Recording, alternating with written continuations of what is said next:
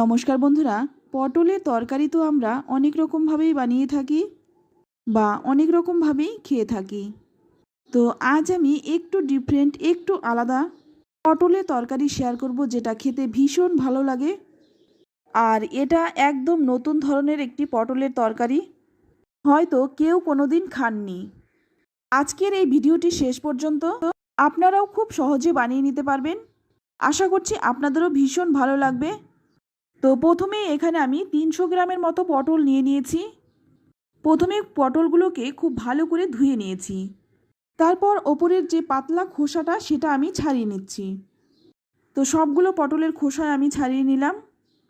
এবার এই খোসাগুলো ফেলে দিয়ে তারপর আবারও কিন্তু পটলটাকে খুব ভালো করে ধুয়ে নেব। খোসাগুলো ফেলে দিয়ে এবারে আমি পটলগুলোকে খুব ভালো করে আরও একবার ধুয়ে নিলাম। তারপর দেখুন পটলের দুই দিকটা আমি কেটে নিয়েছি।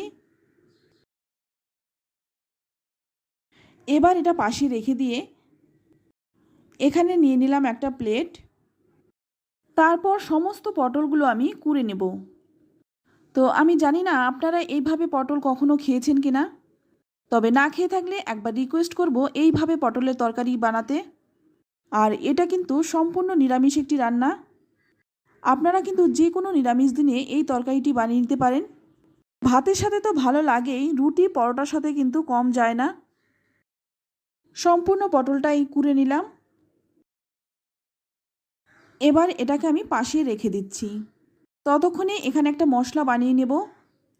তাই এখানে আমি নিয়েছি কাজু, নিয়েছি 4-5টা গোলমরিচ, 3টে এলাচ, 4টে কাঁচা লঙ্কা, হাফ চামচ মৌরি, আর নিয়েছি 2 টুকরো আদা।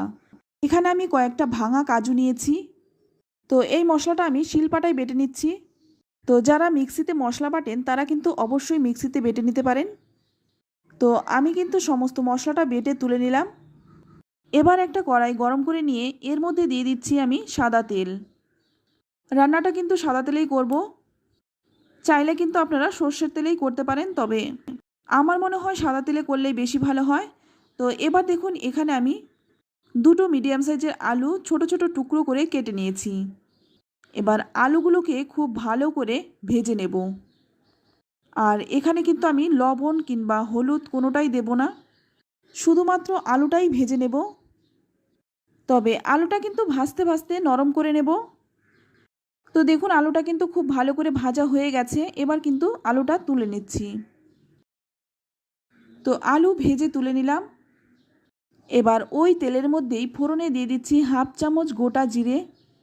তবে ফোড়নটা কিন্তু খুব বেশি ভাজবো না, হালকা একটু রং ধরলেই এর মধ্যে দিয়ে দিচ্ছি কুড়ে রাখা পটলটা।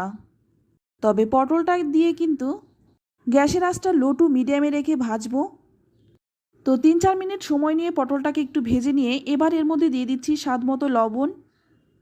লবণটা দিয়ে ভালো করে একটু মিশিয়ে নেব। পটলটা যাতে ভাজতে ভাজতে পুড়ে না যায় সেদিকে কিন্তু একটু খেয়াল রাখতে হবে। তাই গ্যাসের আঁচটা কিন্তু একদম লো টু মিডিয়ামে রেখেই পটলটা ভেজে নিতে হবে। এবার গ্যাসের আঁচটা একদম কমিয়ে দিয়ে তারপর একটা ঢাকনা দিয়ে ঢেকে 5 মিনিট রেখে দিয়েছিলাম। তারপর ঢাকনা খুলে কিন্তু একটু নেড়েচেড়ে আবারও একটা ঢাকনা দিয়ে ঢেকে রাখবো। এইভাবে ঢাকা দিয়ে দিয়ে পটলটাকে ভেজে নিলাম। এখন দেখুন পটলটা ভাজতে ভাজতে তেলও ছেড়ে দিয়েছে। পটল কিন্তু খুব ভালো করে ভাজা হয়ে গেছে। এবার এর মধ্যে দিয়ে দেব ভেজে রাখা আলুগুলো। তো আমি এখানে আলু দিয়েছি। আপনারা কিন্তু এখানে আলুর পরিবর্তে পনির কিংবা সয়াবিনও দিতে পারেন। তবে পনির দিলে কিন্তু এই সময় দেবেন না, সয়াবিন দিলে ভেজে রেখে এই সময় দিতে পারেন। তো পনিরটা কখন দেবে সেটাও আমি জানিয়ে দিচ্ছি। আলু দিয়ে কিন্তু 3-4 মিনিট ভালো করে ভেজে নিয়ে এইবার এখানে বেটে রাখা মশলাটা দিয়ে দিলাম। তবে এই রান্নাটাই কিন্তু কোনো রকম হলুদের ব্যবহার হবে না। হলুদ দিয়ে রান্নার স্বাদটা অন্যরকম হয়, আবার হলুদ ছাড়াও কিন্তু রান্নার স্বাদটা একটু ভিন্ন স্বাদের হয়। আর এই রান্নাটার মধ্যে হলুদের গুঁড়ো বা শুকনো লঙ্কার গুঁড়ো কোনোটাই পড়বে না। তো ভালো করে মিশিয়ে নিয়ে এবার এখানে দিয়ে দিচ্ছি হাফ চামচ চিনি। তো চিনিটা কিন্তু পুরোপুরি অপশনাল, চাইলে আপনারা দিতেও পারেন নাও দিতে পারেন। চিনিটা দিয়ে কিন্তু আরও 2 মিনিট ভালো করে মিশিয়ে নেব। এই রান্নাটা এতটাই টেস্টি হয়, না খেলে বুঝতে পারবেন না। তার জন্য ভিডিওটি কিন্তু সম্পূর্ণ দেখতে হবে। আর রিকোয়েস্ট রইল অবশ্যই রান্নাটা একবার হলেও করুন। এবার এখানে দিয়ে দিলাম হাফ কাপ গরম জল। আর জলটা কিন্তু খুব বেশি দেওয়া যাবে না, যাতে করে একটু গ্রেভি হয় সেই পরিমাণে জলটা দিতে হবে। আর এই সময়ে কিন্তু পনিরটা আপনারা দিয়ে দিতে পারেন। তারপর একটা ঢাকনা দিয়ে ঢেকে 5 মিনিট রেখে দেব। 5 মিনিট পর দেখুন ঢাকনাটা খুলে নিলাম। আর এখন কিন্তু রান্নাটা হয়েই গেছে। এবার নামানোর আগে একটু ভালো করে নেড়েচেড়ে মিশিয়ে নিয়ে তারপর নামিয়ে নেব। তো দেখুন নামিয়ে নিলাম। এই রান্নাটা দেখতে যতটা সুন্দর, খেতে কিন্তু তার চেয়ে অনেক বেশি ভালো হয়। খুবই সহজ সাধারণ একটি রান্না। ভিডিওটি দেখে যদি আপনাদের ভালো লাগে আর রান্নাটা যদি আপনারা করতে চান, তাহলে সম্পূর্ণ ভিডিওটি দেখে তবেই কিন্তু রান্নাটা করুন। তাহলেই কিন্তু রান্নাটা আপনারাও করতে পারবেন। এই রেসিপিটি ভাত দিয়ে তো ভালো লাগেই, রুটি, লুচি, পরোটা, পোলাও, ফ্রাইড রাইস সব কিছুর সাথেই কিন্তু আপনারা সার্ভ করতে পারেন। বানানোও একদম সহজ আর খেতেও হয় অসাধারণ। রেসিপিটি কেমন লাগলো অবশ্যই কমেন্টে জানাবেন। ভালো লাগলে লাইক, কমেন্ট, শেয়ার করবেন। আর আমার চ্যানেলে নতুন বন্ধু হয়ে থাকলে চ্যানেলটা সাবস্ক্রাইব করে নেওয়ার অনুরোধ রইল।